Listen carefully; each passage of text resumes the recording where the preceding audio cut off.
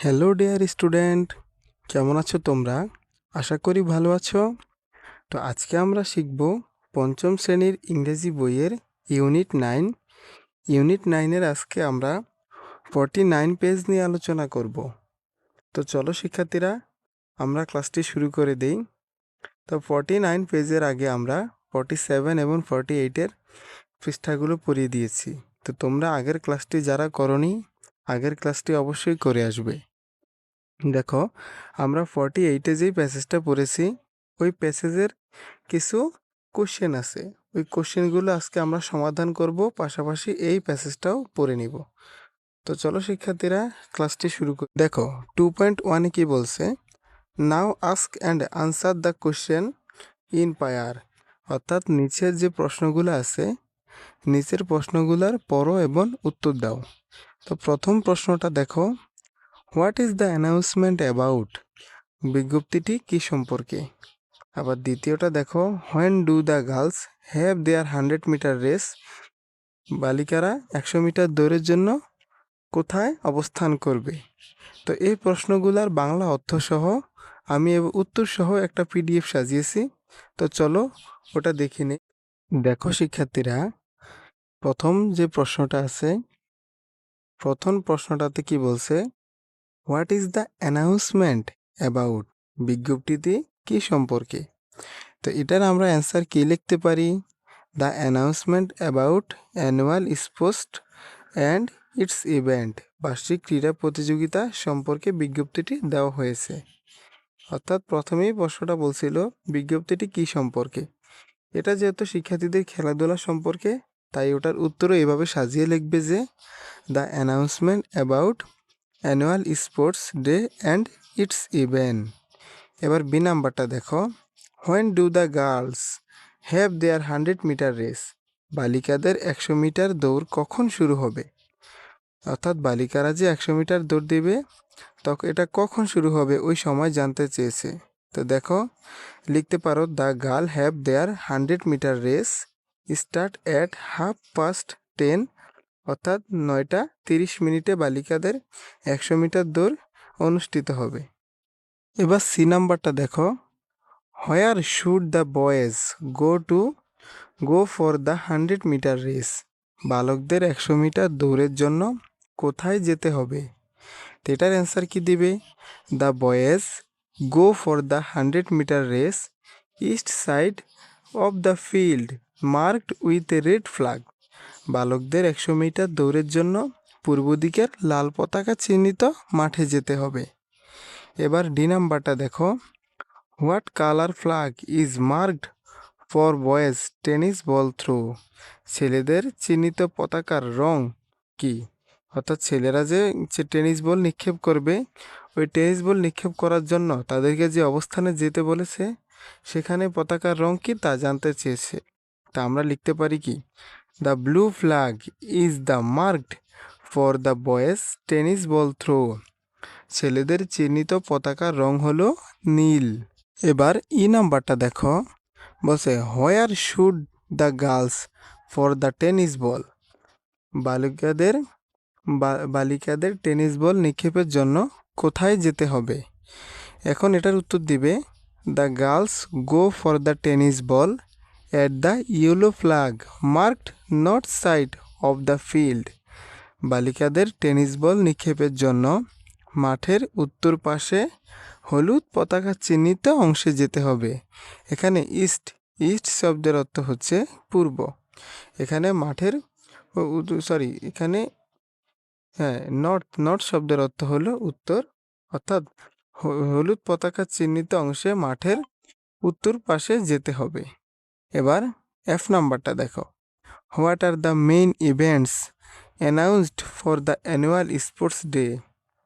বার্ষিক ক্রীড়া প্রতিযোগিতার জন্য কি কি খেলার ঘোষণা করা হয়েছে? তো কি খেলার ঘোষণা করা হয়েছে? The main event announced 100 metre race and tennis ball throw for the annual sports day. অর্থাৎ বার্ষিক ক্রীড়া প্রতিযোগিতার জন্য 100 মিটার দৌড় ও টেনিস বল নিক্ষেপ করার ঘোষণা করা হয়েছে। চলো শিক্ষার্থীরা, এবার আমরা প্যাসেজটা পড়ে নিই। দেখো প্যাসেজের শুরুতেই কি বলছে? Listen to the announcement at the railway station. অর্থাৎ রেলওয়ে স্টেশনের একটি ঘোষণা শোনো। Nishat is travelling from Rangpur to Dhaka by train. Nishat Rangpur থেকে ঢাকায় যাচ্ছিল ট্রেনে করে। At the railway station, railway স্টেশনের মধ্যে। সে শুনতে পায় ফলোয়িং অ্যানাউন্সমেন্ট, সে একটি ঘোষণা শুনতে পায়। অর্থাৎ নিশাত রংপুর থেকে ঢাকায় যাচ্ছিল, তখন সে স্টেশনের ভেতরে দাঁড়ানো অবস্থায় ছিল এবং সেখানেই তিনি একটি ঘোষণা শুনতে পান। দেখো ঘোষণাটি কি? অ্যাটেনশন প্লিজ, দয়া করে মনোযোগ দিন।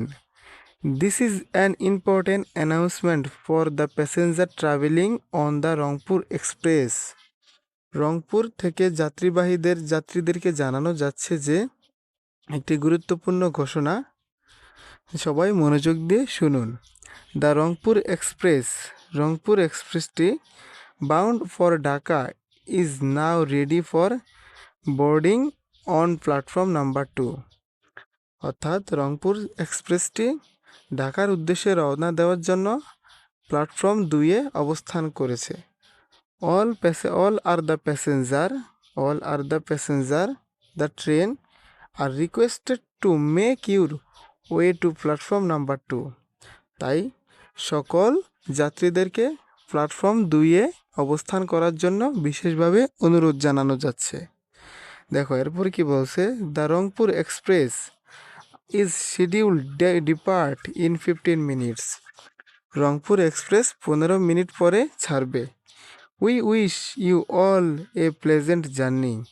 তাই সবার যাত্রা শুভ হোক। অর্থাৎ এক কথায় বলতে গেলে নিশাত রংপুর থেকে ঢাকার উদ্দেশ্যে রওনা দিয়েছে একটি ট্রেনে চড়ে। ট্রেনটির নাম হলো রংপুর এক্সপ্রেস। সেখানে যখন সে রেলওয়ে স্টেশনে ছিল তখন একটি বিজ্ঞপ্তি বা ঘোষণা শুনতে পায়, যে ঘোষণাতে এমন ছিল কি, রংপুর এক্সপ্রেসটি ঢাকার উদ্দেশ্যে যাওয়ার জন্য প্ল্যাটফর্ম নাম্বার 2-এ অবস্থান করেছে।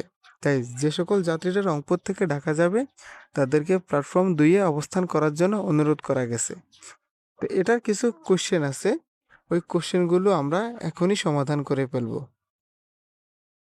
দেখো কোশ্চেনগুলো কি, যেমন 3.1.1 now ask and answer the following question in pair. নিচের প্রশ্নগুলো পড়ো এবং উত্তর দাও। তো চলো এই প্রশ্নগুলোর অ্যান্সারও আমরা জেনে নিই। শিক্ষার্থী বন্ধুরা দেখো 3.1.1.1-এ কি বলছে, যে প্রথম প্রশ্নটা, what is the name of the train Nishat is taking. Nishat যে ট্রেনে চড়ে যাচ্ছিল ওই ট্রেনটির নাম কি? তো তোমরাই বলো ট্রেনটির নাম কি? রংপুর এক্সপ্রেস।